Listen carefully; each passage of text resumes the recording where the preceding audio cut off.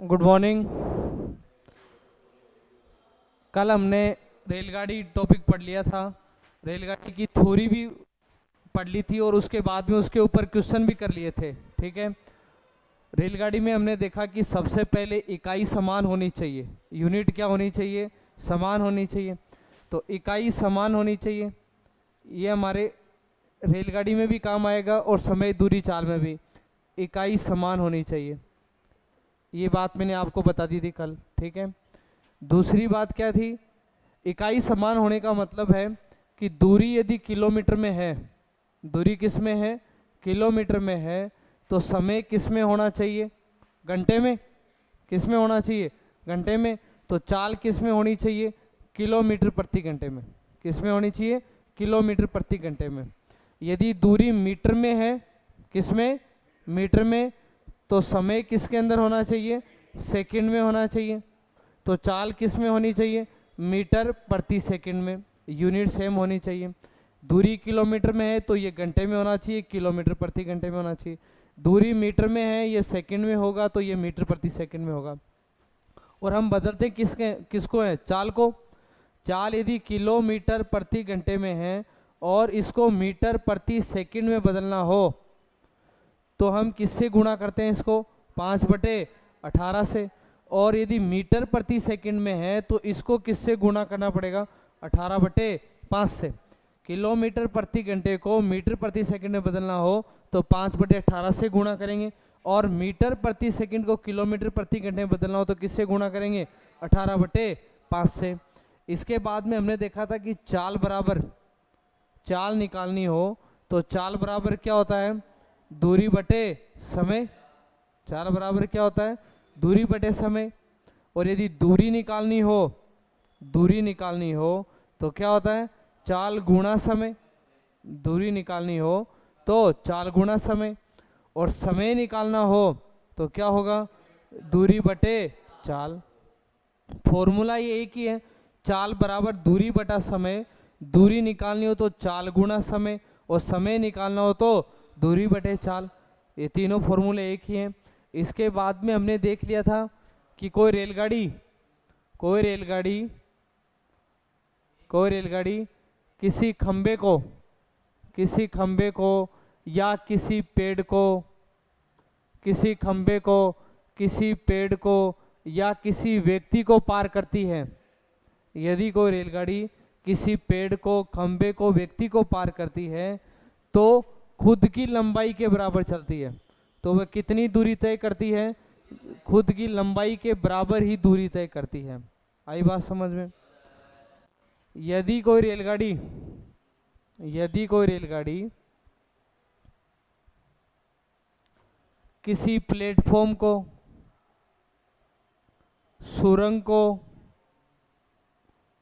पुल को या खड़ी ट्रेन को, पुल या खड़ी ट्रेन को पार करती है, उस कंडीशन में दूरी के लिए दोनों की लंबाइयों को क्या कर देते हैं, जोड़ देते हैं। दूरी के लिए दोनों की लंबाइयों को जोड़ देते हैं। उस कंडीशन में दूरी कितने काम में लेते हैं, ट्रेन की जितनी लंबाई है वो भी काम में आएगी और इनकी लंबाई है वो भी काम में आएगी। दोनों की लंबाइयों को क्या कर देते हैं, प्लस कर देते हैं। ये सारी बातें हमने कल पढ़ भी ली थी और इसके ऊपर हमने क्या कर लिए थे, क्वेश्चन भी कर लिए थे। ठीक है, तो ये तो समय दूरी चाल का रेलगाड़ी कंप्लीट हुआ है। अभी समय दूरी चाल बचा हुआ है, वो तो एक रेलगाड़ी, पर्टिकुलर रेलगाड़ी जो टॉपिक था वो खत्म हुआ है। ठीक है, अब इसके आगे देखेंगे।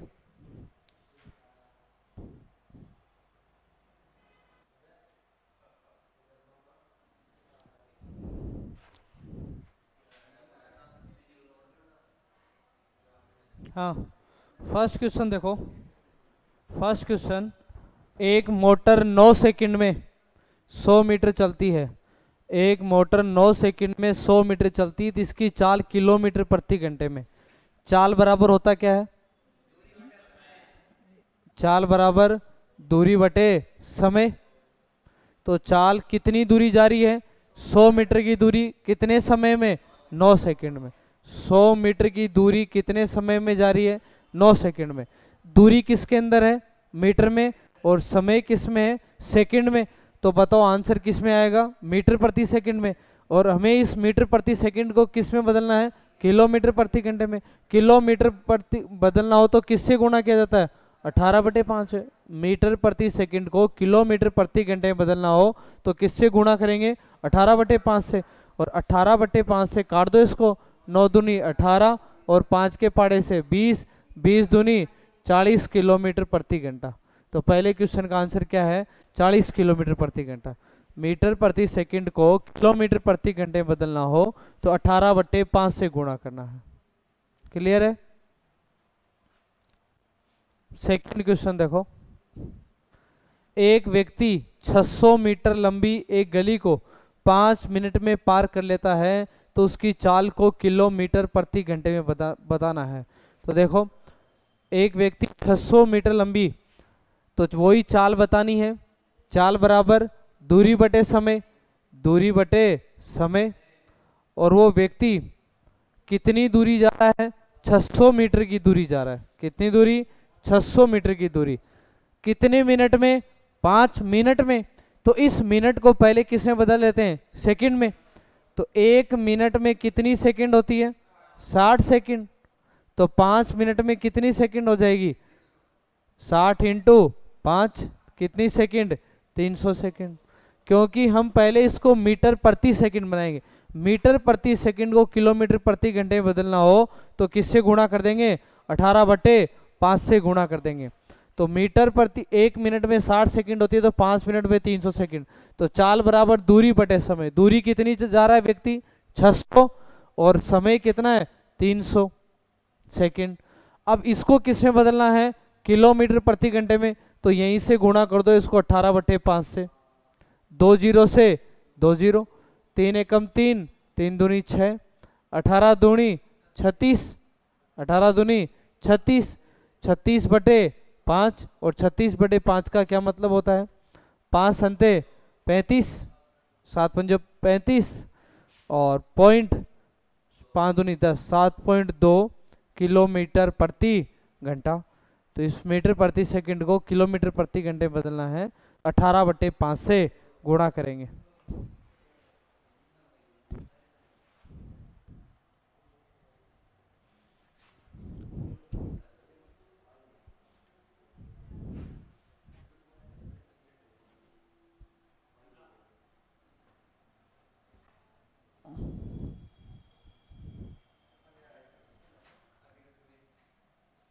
थर्ड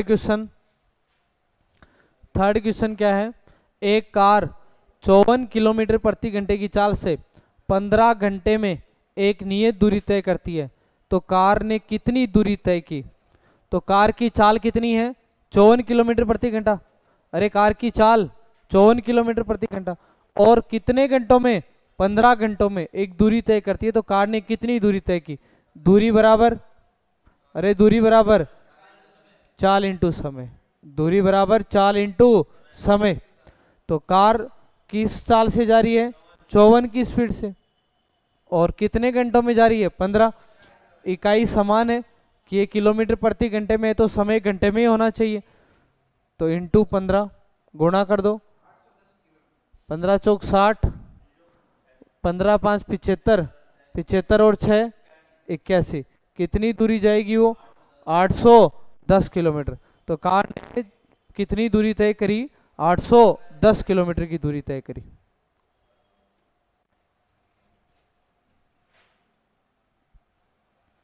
फोर्थ क्वेश्चन, एक कार किसी दूरी को 10 घंटे में 48 किलोमीटर प्रति घंटे की चाल से तय करती है। यदि इस दूरी को 8 घंटे में पूरा करना हो तो कार की रफ्तार कितनी बढ़ानी पड़ेगी। ठीक है, तो सबसे पहले हम क्या करेंगे, कार 10 घंटे में 48 किलोमीटर की चाल से जाती है, तो पहले दूरी निकालो। क्या निकालो, दूरी। पहले क्या निकालो, दूरी निकालो। दूरी कैसे निकालेंगे, चाल इंटू समय। दूरी कैसे निकालेंगे, चाल इंटू समय। कार किस स्पीड से जा रही है, 48 की स्पीड से जा रही है, और कितने घंटे में जा रही है, 10 घंटे में। 480 किलोमीटर कार ने टोटल दूरी तय करी। अब वो चाहता है कि इस कार इस दूरी को कितने घंटे में करे, 8 घंटे में ही करे। तो 8 घंटे में यदि वो इस दूरी को तय करेगा तो उसकी चाल क्या होगी, चाल होगी दूरी बटा समय। दूरी तो 480 और कितने घंटे में, 8 घंटे में, तो 8 छिकी 48। तो इस कंडीशन में उसकी दूरी क्या रहेगी, चाल क्या रहेगी, 60 किलोमीटर प्रति घंटा। पहले उसकी चाल कितनी थी, पहले चाल कितनी थी, 48 किलोमीटर प्रति घंटा। लेकिन अब उसको 8 घंटे में तय करनी है तो उसकी चाल क्या होगी, 60 किलोमीटर प्रति घंटा। तो उसको चाल कितनी बढ़ानी होगी, अरे कितनी बढ़ानी होगी, 12 किलोमीटर प्रति घंटा। पहले चाल 48 थी, अब चाल उसकी 60 हो गई, तो अब उसको चाल कितनी बढ़ानी पड़ेगी, 12 किलोमीटर प्रति घंटा उसको अपनी चाल बढ़ानी पड़ेगी। तो वो इस दूरी को कितने घंटे में पार कर लेगा, 8 घंटे में ही पार कर लेगा।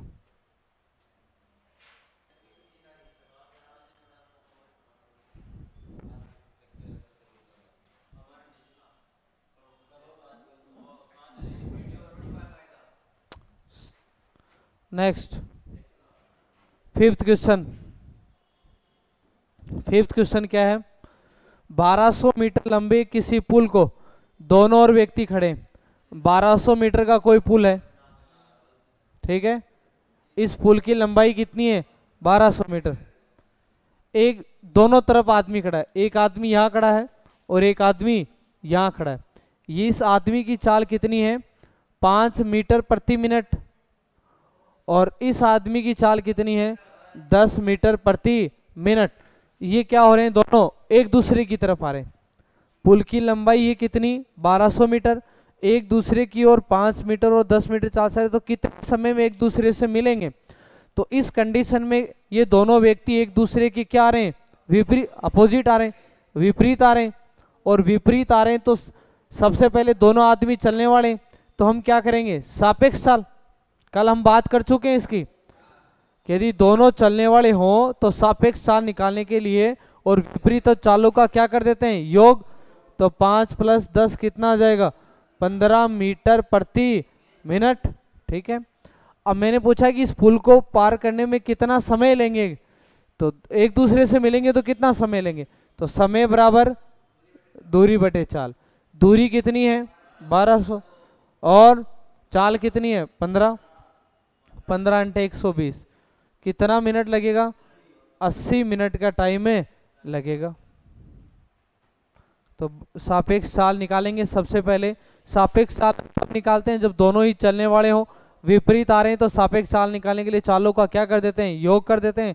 और 1200 बटे 15, समय बराबर दूरी बटे चाल।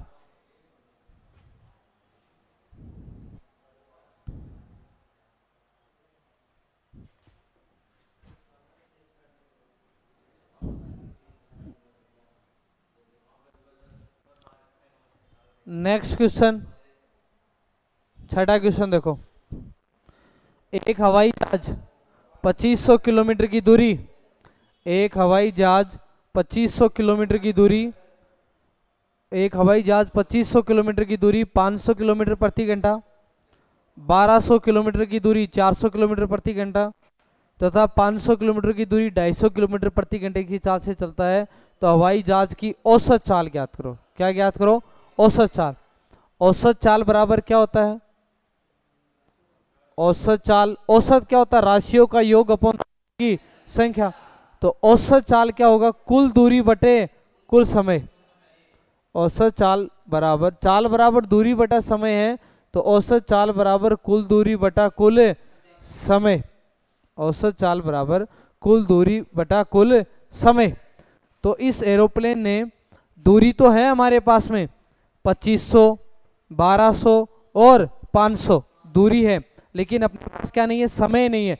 तो सबसे पहले हम समय निकालेंगे। तो 2500 किलोमीटर की दूरी किस स्पीड से जा रहा हो, 500 की स्पीड से, तो बताओ उसको कितने घंटे लगेंगे, 5 घंटे लगेंगे। कितने घंटे लगेंगे, 5 घंटे। और फिर वो एरोप्लेन आगे 1200 किलोमीटर की दूरी किस स्पीड से जा रहा है, 400 की स्पीड से, तो कितने घंटे लगेंगे उसको, 3 घंटे लगेंगे। फिर वो एरोप्लेन क्या कर रहा है, 500 किलोमीटर की दूरी 500 किलोमीटर की दूरी 250 की स्पीड से जा रहा है, तो कितने घंटे लगेंगे, 2 घंटे लगेंगे। तो औसत चाल बराबर average speed equals to total distance upon total time. तो टोटल डिस्टेंस कितनी होगी, 2500, 1200 और 500, 4200 अपॉन टोटल टाइम कितना हो जाएगा, 10 घंटे। औसत चाल कितनी आ जाएगी, 420 किलोमीटर प्रति घंटा उस हवाई जहाज की क्या आएगी, ये औसत चाल। तो औसत चाल निकालना हो तो कुल दूरी बटा कुल समय, तो कुल दूरी अपने पास दे रखी थी, कुल समय अपने को निकालना पड़ेगा। तो औसत चाल बराबर कुल दूरी बटा कुल समय करके अपना आंसर 420 किलोमीटर प्रति घंटा आ जाएगा।